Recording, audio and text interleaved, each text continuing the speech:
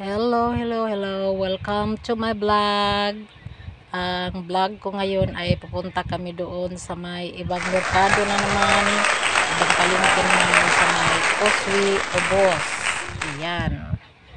Kami magpupunta doon kasi aking titingnan kung ano at kung magkano na ang presyo ngayon kasi medyo madilim na.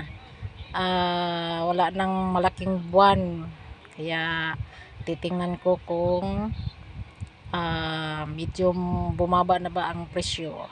Ayan, nakamotor kami at go together kami kahit kung saan magpunta. Go together. Yan ang labing at ngod sa nakakaalam. Hindi pa namin nasukan na magkasagutan, ibig sabihin yung away. Yan, ilang taon na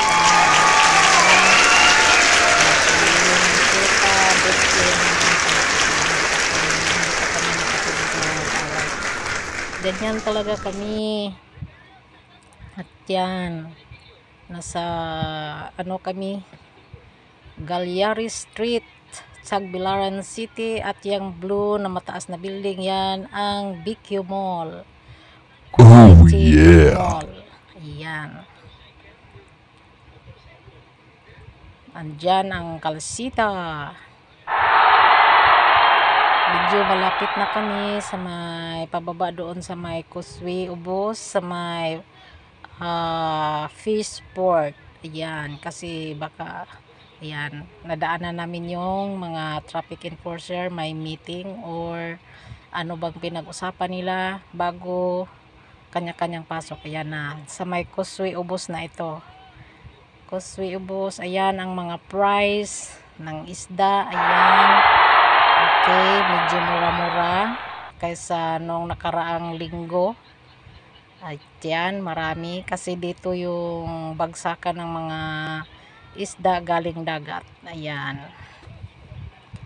Ayan, 100 ang nakatumpok. Ayan, sa bawat plato at nasa lamisa. Ayan, 180, may 120, pero wag naman masyadong mababa kasi medyo hindi na rin sariwa yan. Kaya doon tayo sa medyo mataas-taas ng konti. Ayan, ang lato tawag sa amin 20 yan, tiburito ko yan. Yan, mga bangus 180. Ayan, sariwa pa yan, basta ganyang makintab, medyo sariwa pa, at saka sabay tingnan mo yung mata. Pag malabo na hindi na yan sariwa. May 250, iba-iba ang price. Yan, yan yung 180 na hindi na maganda yan. Naghahanap pa kami ng medyo mura kung mayroon ba kaming mabibili. Ayan, sa tabing dagat lang ang Kuswi, Ubos Fish Port. Ayan, may mga bangus, may mga sariwa, mayroong mga pa dyan, mga isda na yan, kulay blue na tulingan yan, talagang halata na sariwa pa, makintab pa ang kulay blue pa. Hindi pa nang lalabo ang katawan. Mayroon 170 na bangus. Yan, sariwa din yung galunggong. Parang 180 yata yun. Hindi lang niya nalagyan. Yan, may tilapia. Ayan may tilapia. Tag 150 ang kilo. Mayroong 140. At yan. Parang wala pa kaming napipili. Maraming pusit. Ayan pero hindi ako nagagandahan sa pusit. Oh my God. Bakit ba? Ayan, marami. Banye-banyera yan banye-banyera pusit. Pero hindi ko na parang mas marami na ang pangalan yun, ice. Yan, pumupunta kami doon sa kabila. Walang display. At mayroong na pitsay dyan mayroon silang sidling na pitsay. Kung pwede palang manghingi. Yan, marami. Saan kaya nila itatanim yan? At pa akong napipili na isda, ayan, pumunta muna ako doon sa tabing dagat Pinaikot ko ng sandali ang aking camera doon sa may dagat. Ayan, mga badyaw yan, mga maliliit na mga pump boat, mga badyaw ang may-ari diyan. Yung yung ano ng isda ng badyaw medyo mura yan. Ayan. Pinaikot ko ng sandali ang aking camera habang wala pa akong napili na isda. Ikot. Sige, ikot. Ayan. Medyo mura ang isda ngayon kaysa nung nakaraang linggo. Kaya ayan. Ang Causeway ubos na palengke, baba yan sa may katedral. Ayan, yung building na sa ibabaw na yan, sa katedral yan, Cathedral Church, St. Joseph Church. Ayan, dito sa kabila, ako'y titingin dito sa kabila. Oh, ayan. Mayroon ding lato. Ayan. Sariwa. Mayroon din yung nakalagay sa bote. Ayan. Pangalan ba yun? Mayroong lapo. Mayroong ano yan. Dito na lamesa. Medyo sariwa yung mga isda nila. Ayan o. Kasi kuha ng mga yan. Yun. May pa. Kumakain ako niya, niluluto ng niluluto. Yan yung nasa medyo malayo, yun ang pier. Yan, bumalik ako doon sa may isang lamisa. Ayan, mayroong 180 to 200. Yan, may mga sariwa, mayroong hindi. Ayan, tag 200. Ayan, sariwa yung bangus na yan, sariwa pati yan. Ito na naman sa na naman ito sa Kogon Market. Yan, merong anong pangalan yan sa Kogon Market na naman. Ito mas konti ang display sa Kogon Market. Madalas itong market na to ang madalas na meron kayo nakitang nagpo-post ng sawa, kasi maraming sawa dito sa market na to, kasi merong malaking puno ng baliti. At yung baliti na yan sa puno parang may butas, yung cave, nandyan nagtago lahat ng mga sawa, kaya minsan nasa ibabaw sa ibabaw ng sa bubungan, minsan meron kang nakikitang nakapulupot, natutulog. Yan, ang 30 ang isang baso sa aninikad. Ewan ko kung ano sa Tagalog yan. Yung bang pag tumakbo pag hinawakan mo, magulat ka na lang sa palad ng kamay mo kasi biglang may tutusok. Yan, namimili ang aking partner.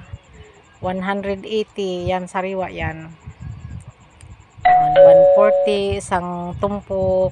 Yan, bumili rin siya yan ng 1 kilo para sa amin. 150 kasi yung pinamili namin para sa amin nung nakaraang linggo. Kahit mahal, bibili kami kasi hindi naman sa amin. Yan, mayroong eba at mayroong seaweeds. Masarap yung seaweeds. Yan, 200 ang 1 kilo ng milk fish, bangus, lapo, pag ibang isda dyan. Konti lang ang display ng Kogon Market, kukunti lang sila. At meron naglalako ng balot-balot na kamatis, ganun. Yan. At bumili rin ako ng isa lang kasi mayroong nagpapadala na gustong bumili ng bangus, kasi paragi silang bumibili ng bangus doon sa may grocery ka. Pag nasa grocery ka kasi hindi mapalinisan mo, hindi mo mapahiwa. Pwede naman pero nakakapagod kasi bayad ka muna tapos balik ka doon sa loob ng fish section, tapos saka mo ipahiwa. Magbayad ka muna bago. At yun, pag uwi namin, ito na naman ang aking aso, hindi na makatayo talaga. Yan, pag nanghingi sa ng pagkain o kaya iinom, patatahol na lang siya. Kaya yan, papasukin ko na lang at bibigyan. Hindi na talaga siya makatayo. Hinang-hina na. Yan, tinatawag kasi niya ako, tumatahol. Yun pala, nagugutom siya. Kaninang umaga din, sabi ng asawa ko, nagtatahol din. Yung pala, nagpapalinis kasi tumain na siya at saka umihi. Pinatanggal niya yung sapin niya. Oh my God. Yan, hindi ka na magkumpiyansang humawak kasi magagalit na. Nangangagat na kasi masakit na siguro ang katawan niya. Kawawa. Yan, ginaganyan, hinahilot-hilot ko na lang para makahawak ako. Nahirapan na ako pag nagkuha ng muta kasi nagagalit na. Kasi sa sobra ng katandaan, ayan, nakikita nyo na marami nang gumagapang. Kahit anong gawin ko ng ligo ay talagang mas marami. Hindi na nawawala kasi sign na yan sa kanyang katandaan. Yan. Pag kumakahol, ayan, binibigyan ko na lang ng tubig na galing sa ref kasi mainit. At saka noon pa man nung siya ay maliit, hindi talaga umiinom yan. Hindi galing sa ref kasi gusto lamig. Uhaw na pala, kaya nagkakahol na. Tawag ng tawag sa akin. Kaya pala kasi inuhaw. Nakakaubos niyan siya ng isang baso. Ayan. Pag ayaw na niya, tinutulak niya yung planggana. Ayan. Kumain na rin siya. Kasi nagkahol uli. Tahol ng tahol kasi. Kaya binigyan ko ng pagkain, yun pala ginutom. Kasi kaninang umaga, tanghali, kunti lang daw ang kinain. Kaya yan, binigyan ko na siya ng pagkain. Yung lahat na nakahanda, uubusin niya. Dadagdagan ko ng panibagong ulam para makakain siya ng maayos kasi gutom. Yan, sinisilbihan namin yan. Hindi na yan makatayo, kawawa. Tatawagin ka na lang pag mayroon siyang hinihingi. Maririnig mo na lang na magtatahol siya dito sa loob kasi nasa loob namin yan, pinapatulog. Yan, lilinisin ko pa yung hinihigaan niya yan. Mahirap linisin kasi magagalit na. Nakagat na yung asawa ko dyan, nagkasugat na kasi natumba kasi siya doon sa may mayroon kasi akong nagsiga kasi ako. Yung pala, hindi ko alam, nagpunta sa doon tapos natumba, kaya may paso yan sa puwit niya kasi yung puwit niya ang napaupo doon sa may apoy. Hindi ko kasi nakita agad yung asawa ko kasi nasaktan kasi siya kasi napaso. Kaya nung hinawakan, ayun, nagalit siya. Yun, nakagat. Pero hindi naman kami masyadong nag-aalala kasi mula ng 3 years old siya hanggang 15. Naka-inject yan taon-taon ng anti-rabies. Yan. Hindi na niya na. Kailangan kasi durog na durog yung kanin niya. Kaya yan. Gusto ko kasi maubos yung kanin niya na binigay ko. Kaya dinagdagan ko po ng panay-bagong ulam yan. Para uubusin talaga niya. Kasi kawawa. Yan. Kaya kahit sasabihin nating aso lang yan, hindi pwedeng pabayaan.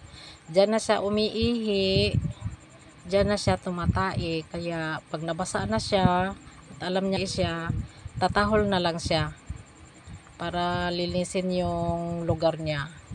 Ganyan namin yan kamahal yung dog na yan, no? Kasi parang anak na rin namin yan, pangalawang anak. Ayan, binigyan ko ng panibagong ulam para maubos talaga. Star corn beef yan. Star corn beef kasi mayroong binigay sa akin, siya na lang ang pinapakain ko kasi gusto ko makakain pa rin siya. Ayaw ko naman na porket hindi na siya kumain, hindi na lang bigyan. Siyempre hanapan natin ng paraan para naman siya makakain pa. Yan, nagdalawang isip na akong maghawak dyan sa pagkain niya kasi nagagalit na nga, mangangagat na. Yan daw talaga ang aso pag tumatanda na kasi nananakit na yung buong katawan, kaya ayaw niyang kaya siguro lalo siyang nanghina kasi niligo ko yan kahapon. Kasi kahit nanghihina na, pinilit ko pa siyang niligo kasi nga ang akala ko kasi matatanggal yung mga pulgas, yun pala hindi. Kaliligo ko pa lang, maya maya yan dumami agad. Siguro yan ang sabi ng lola ko, kasi pag ganyan daw ang aso, sign na daw yan na malapit na siyang umiwan sa mundo. Kaya yan. Pero na yan, itutulak niya yan. Pag ayaw na niya, tutulak niya yung planggana. Pag ayaw na, hindi na, pag ayaw na niya, talagang itutulak na niya pag di na gusto. Kaya yan, kawawa. Kahit ganyan, kahit dog lang siya, pero ang trato kasi namin sa kanya ay tao. Kaya yan, 15 years old na yan. Yan, pag i-value natin sa katandaan ng tao, ang 15 times 7 is 105 years old na yan siya. Kaya ulyanin na siya, at saka ano na, yung malabo na ang mata, at saka bingi na. Kaya hindi na namin yan pinaalis na siya lang, kasi mahirap paghanap, kasi hindi yan nakakarinig, at saka hindi na nakakakita. Mahirap paghanap ng hindi na nakakarinig, kahit anong tawag mo hindi na siya na makarinig. Kaya yan, nasa loob na lang, tinitiis na lang namin na dyan sa umihi, dyan sa tumatai sa kanyang higaan. Kaya lilinisin na lang mamaya yan, pagkatapos kumain linisin ko. Yan, pinainom ko na. Galing, ayaw kasi uminom ng hindi malamig yan. Kaya yan, thank you for watching to all my subscriber and supporters, and I love you all. Sana magustuhan nyo ang aking video ngayon, sa aking mula sa palengke hanggang sa lugi ng pagdating. Ayan, maraming salamat po. At kung bago lang kayo sa aking YouTube channel, paki-like, share, and comment.